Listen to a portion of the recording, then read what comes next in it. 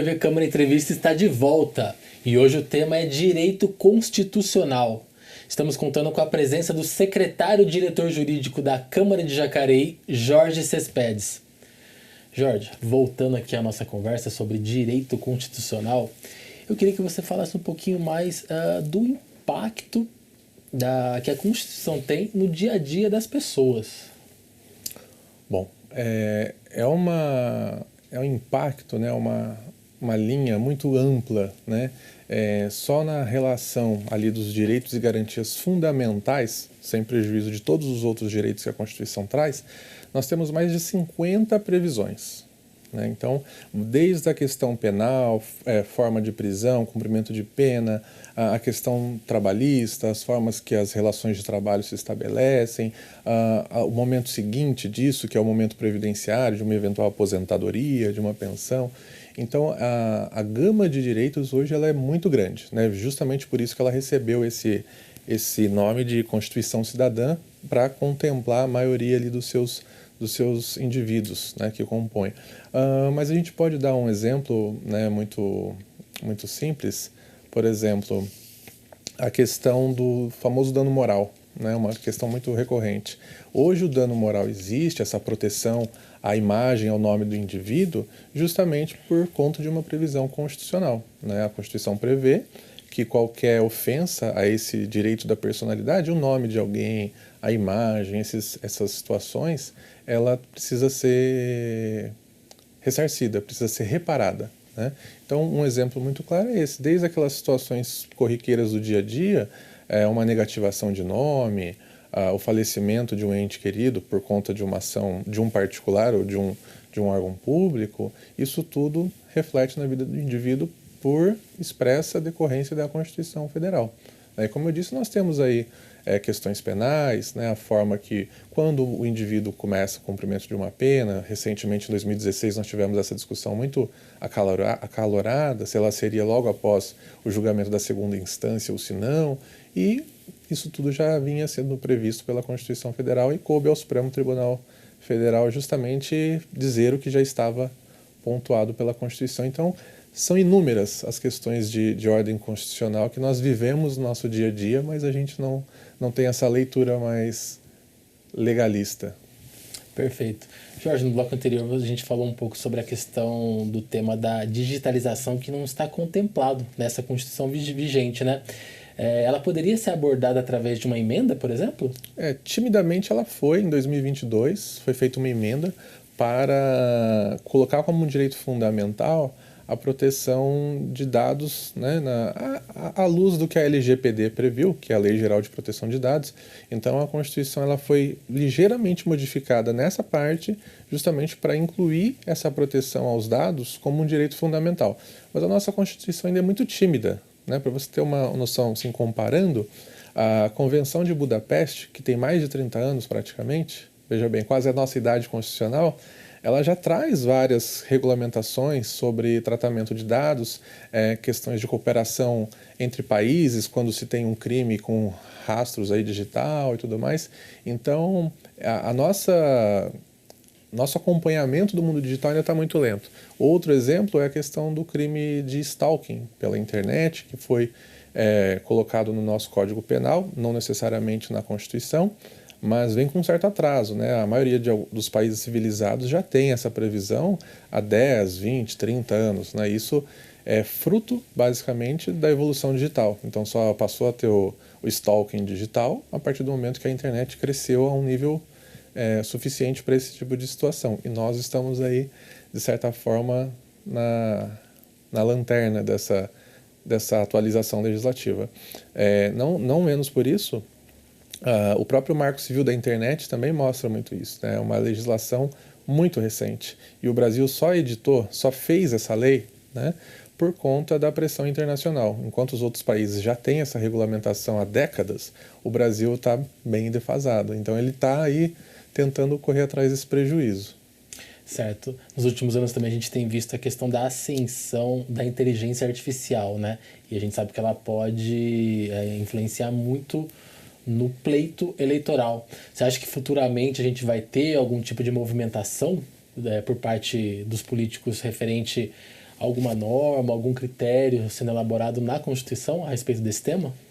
Olha, na Constituição acho que talvez seja um pouco difícil, até porque a Constituição ela não precisa regulamentar esse assunto de forma exaustiva, né, de ponto a ponto ali, mas ela precisa trazer um norte para que aí sim, através de uma lei, que é um instrumento muito mais simplificado, isso seja regulamentado.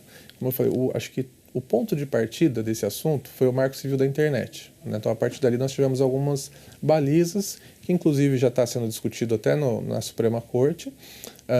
No momento seguinte, foi pautado a regulação das redes, que recentemente foi retirado de pauta, ou seja, o projeto foi enterrado, vai ser preciso elaborar um novo projeto para poder regulamentar esse assunto.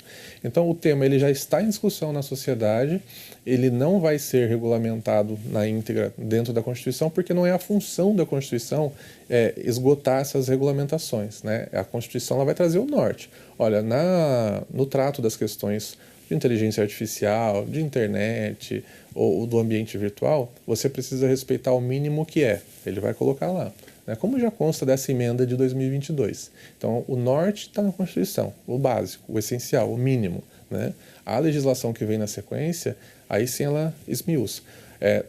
Dentro desse cenário de ambiente digital, o que nós temos visto é o protagonismo das entidades de classe, das instituições, como, por exemplo, o Tribunal de Justiça, né, as Cortes de Justiça, regulamentando o que pode ser feito ou não, a própria Ordem dos Advogados, né, no exercício daquela atividade. Então, o advogado não deve se valer de uma inteligência artificial para redigir as suas petições. Ele pode, sim, contar com um auxílio, mas não terceirizar isso justamente pela essência da atividade. Então, esses órgãos, tribunais de justiça, OAB, eles saíram na frente, até o próprio Conselho de Medicina, para abordar algumas questões desse âmbito, mas legislação propriamente dita ainda nós estamos bem defasados. Certo. Anteriormente nós conversamos também um pouquinho sobre o nascimento de uma Constituição, a alteração, né, como que ela é feita. A gente pode dizer que uma Constituição ela pode ter um fim também? Aí nós entramos numa discussão muito atual, porém muito sensível, né? As constituições elas têm sofrido sim uma derrocada, mas não é no modelo tradicional, não é para um golpe militar, não é para uma tomada violenta do poder, é uma implosão, né? As constituições elas vêm sendo, digamos, comprometidas, erodidas por dentro. Então, as constituições, os governantes autoritários, eles, a pretexto de estarem fazendo dentro da regra do jogo, modificam a Constituição de acordo com o procedimento que é estabelecido, só que essa mudança, ela enfraquece a Constituição. Ela torna a Constituição mais fraca e ela passa a ser só uma espécie de enfeite, né? Ela não tem mais aquela função inicial de conter o Estado, de assegurar o mínimo de direitos, porque ela vem sendo esvaziada, né? Exemplo disso nós temos a Venezuela, a Hungria, não tenho certeza, né? Há países desse espectro político que têm promovido essas reformas de maneira aparentemente democrática, porém de conteúdo totalmente esvaziado. Então as constituições elas vêm sofrendo sim esse golpe, mas não é mais dessa forma explícita, é de uma forma mais sutil, né? Com ares de legalidade, mas sem ter a essência de legalidade. Entendi.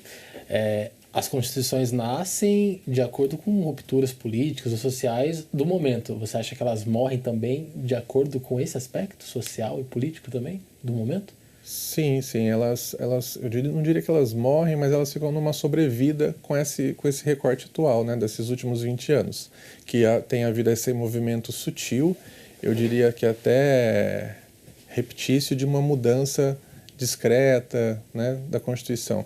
O modelo anterior, né, esse modelo mais famoso que a gente vê de golpe de Estado, de tomar o poder através de armas, isso está em desuso por conta da globalização. Então, a partir do momento que um Estado, um governante, ele assume um Estado nesse formato de ditatorial, de autoritarismo, ele sofre sanções internacionais que inviabilizam o desenvolvimento e o fomento desse Estado. Então, os líderes que seguem essa linha do autoritarismo, eles fazem essa mudança dessa forma. Então, eles entram numa forma legítima, uma eleição, E usando os mecanismos de proteção da democracia, eles utilizam esse mecanismo para atacar a democracia. Entendeu? Então, essa morte ela não é mais tão explícita quanto era, né, em outros tempos. Hoje ela é uma morte sutil, uma morte discreta. Eu diria até que ela nem chega a morrer, essencialmente. Ela fica num estado de extrema subjugada, fica extremamente refém desse grupo que está no poder momentaneamente e, eventualmente, inclusive, ela pode até se recuperar, né? Nós temos exemplos mundiais sobre isso, de alguns líderes que assumiram o poder nesse formato, permaneceram por um tempo e não conseguiram dar sequência a esse plano de perpetuação no poder e a população acabou conseguindo resgatar a sua democracia. Então, não é uma morte tão explícita assim, é uma coisa muito mais sutil. Ok.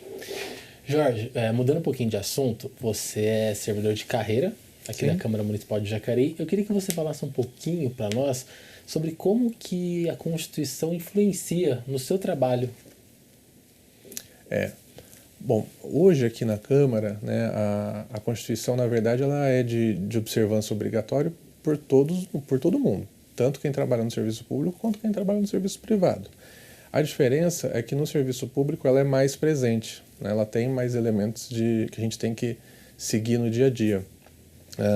Desde o número de vereadores que nós temos, né, isso é previsto na Constituição, a Constituição estabelece o limite de quantos vereadores a cidade pode ou não ter, de acordo com algumas regras que são previstas na Constituição, a forma de remuneração desses vereadores, até quanto se pode pagar para um vereador, né, em que momento que a gente pode fazer o reajuste do subsídio do vereador, né, não é todo ano, né, tem um momento muito específico. Os próprios vencimentos dos servidores, eles também se submetem a uma regra constitucional que hoje as pessoas conhecem como teto constitucional, né, que é o limite que qualquer servidor, seja no município, seja no estado, ou seja até na União, pode receber. Nós temos também os projetos de lei, né, tanto os dos vereadores quanto aqueles apresentados pelo prefeito, que a gente precisa seguir um rito, né, para levar esse projeto a virar uma lei. É o que a gente chama de processo legislativo. Então, há projetos que o vereador pode apresentar, há projetos que o vereador não pode apresentar. Há projetos que só o prefeito pode apresentar, há projetos que não podem tramitar no município, que tem que ser uma questão tratada pelos deputados estaduais ou, dependendo do assunto, até pelos deputados federais. Então, a Constituição é que estabelece o que pode e o que não pode. Ela que disciplina tudo isso. Nós também temos, né, a aplicação da Constituição nas compras que nós fazemos aqui dentro da casa, que basicamente são regidas pela questão da licitação. Eu digo pela questão da licitação porque nem todas as compras se submetem à lei de licitações, né? Há compras específicas de menor valor e tudo mais que acabam não precisando desse processo licitatório. Mas o conjunto de regras que nós, servidores públicos, e até aqueles que não são servidores, mas estão no serviço público de alguma forma, ainda como terceirizados, é muito amplo, né? Então a gente tem que observar tudo isso. Há questões que já são conhecidas pela maioria dos funcionários, dos servidores, e há questões novas, muitas vezes, às vezes frutos das emendas constitucionais que, né, elas chegam de repente, então a gente não tem toda esse conhecimento prévio. Um grande exemplo disso foi a legislação referente à pandemia, né? A pandemia alterou todas essas regras de serviço público, de funcionalismo e tudo mais, então acabou modificando isso, né? Certo. Então, nós podemos dizer que existem limites da legislação municipal frente a normas estaduais e federais. Sim, sim. A principal função, né, como dito no início, de uma Constituição é justamente isso, estabelecer os limites, seja do indivíduo, do vereador, do prefeito, do servidor, e também no município, né, aquilo que o município pode ou não pode fazer. Então, a Constituição ela organiza o Estado. Então, fala, olha, esse conjunto de tarefas, lá no município eles vão resolver. Eles vão ver o que é melhor para eles e vão decidir. Isso daqui não, isso aqui quem vai resolver é a União Federal, né? Isso daqui a gente deixa para os estados, né? A Assembleia Constituinte, a Assembleia Legislativa quem vai decidir. Então a função da Constituição é justamente isso, é organizar, né? Não é decidir por um ente ou pelo outro, é organizar e deixar bem claras as regras do jogo. Certo. Jorge, antes de finalizar aqui o nosso bate-papo, eu queria falar um pouquinho contigo sobre a importância da educação constitucional. Como que você vê essa questão atualmente? Você acha que seria importante a gente abordar esse tema dentro das escolas? Olha, mais do que importante é essencial, né? A gente tem aí uma banalização da questão constitucional como um todo, né? Que é um ponto ali do nosso dia a dia muito amplo, mas que acaba sendo esquecido.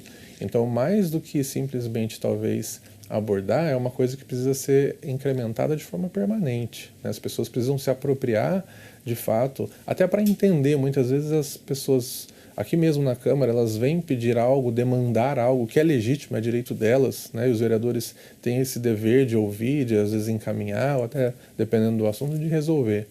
Mas elas não conhecem as regras constitucionais que falam, olha, isso o vereador pode fazer, isso o vereador não pode fazer. Até mesmo para cobrar o seu representante. Então, se um vereador, se um prefeito, ele se excede ou ele faz uma promessa, né? Isso é muito perceptível, né? A gente está entrando num período eleitoral, então, de repente, o candidato a qualquer cargo, ele fala que ele vai fazer aquilo ou vai fazer aquilo outro, e se o indivíduo tem esse conhecimento mínimo de que aquilo que está sendo prometido não pode ser feito desta forma, ou pelo município, ou pelo vereador, ou pelo prefeito, ele já tem um filtro ali da lisura desse candidato ou candidata. Então, é muito importante porque o conhecimento vai empoderar, né, o cidadão na defesa dos seus próprios direitos. Então, a importância, a essencialidade desse conhecimento, ela inclusive vem com um certo atraso, novamente, né? Assim como outros assuntos da nossa legislação. Mas acredito que se houvesse essa atenção, nós teríamos uma sociedade certamente mais evoluída por conta do conhecimento da sua população, daquilo que ela tem direito de fato e principalmente daquilo que ela não tem também, né? De quem pedir, a quem pedir, pedir, né? Onde demandar. Então esse é um aspecto que certamente traria aí muita evolução para a sociedade. Sem dúvida, acho que é uma forma importante de exercermos a cidadania. Sim. Né? Bom, chegamos ao final do nosso programa. Gostaria de agradecer a participação do secretário-diretor jurídico da Câmara, Jorge Cespedes, que esclareceu diversos aspectos da Constituição e os impactos dessas leis em nosso dia a dia. Jorge, muito obrigado pela sua participação. Obrigado, Érica. Sempre um prazer colaborar, estar presente aqui com vocês. Obrigado. Muito obrigado. Também gostaríamos de lembrá-lo que é possível enviar sugestões de temas e rever nossas entrevistas nas redes sociais. Basta procurar por TV Câmara Jacareí. E o TV Câmara Entrevista fica por aqui. Muito obrigado pela sua companhia e até o próximo programa.